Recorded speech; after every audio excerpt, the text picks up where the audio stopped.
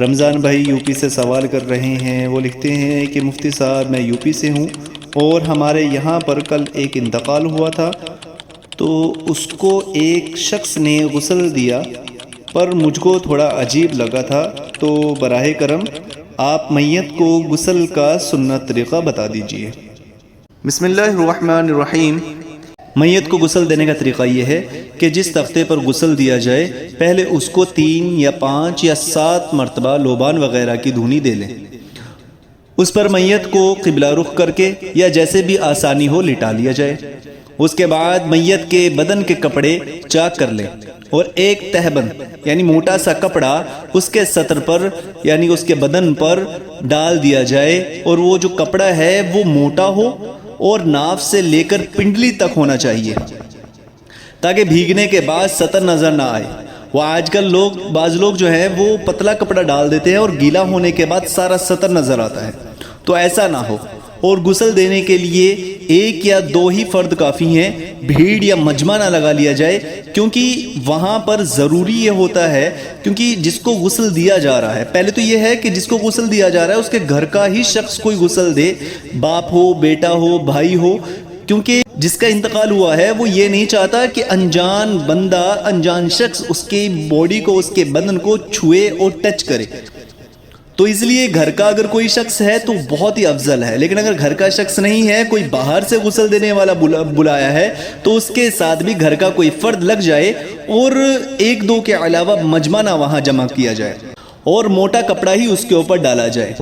پھر بائیں ہاتھ میں دستانے پہن کر میت کو استنجا کرائیں، اس کے بعد وضو کرائیں، اور وضو میں پوری پراپر طریقے سے کلی یا مکمل طور پر ناک میں پانی ڈالنا یہ صحیح نہیں ہے، بلکہ کسی روئی یا کپڑے کو گیلا کر لے اور اس کو انگلی پر لپیٹ کر اس کے ہونٹوں پر، دانتوں پر جہاں تک سہولت ہو وہاں تک پھیر دیں، اور روئی کو ہی گیلا کر یا اسی کپڑے کو گیلا کر کے دوسرے کو ناک بھی اس کا تر کر دیا جائے۔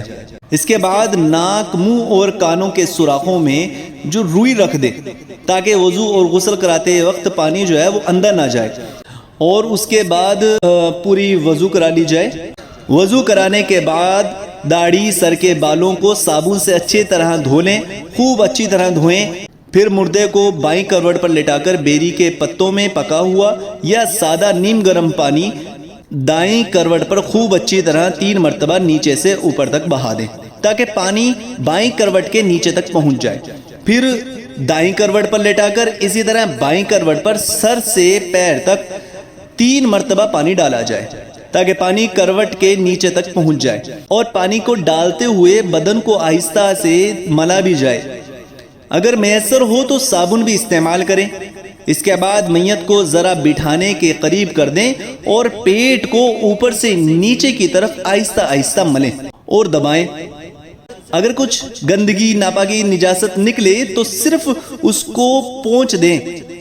وضو یا غسل لوٹانے کی ضرورت نہیں۔ اس کے بعد اس کو بائیں کروٹ پر لٹا کر کافور ملا ہوا پانی سر سے پیر تک 3 دفعہ ڈالیں،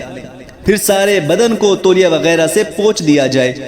امید ہے آپ کو یہ جواب جو ہے سمجھ میں آ گیا ہوگا،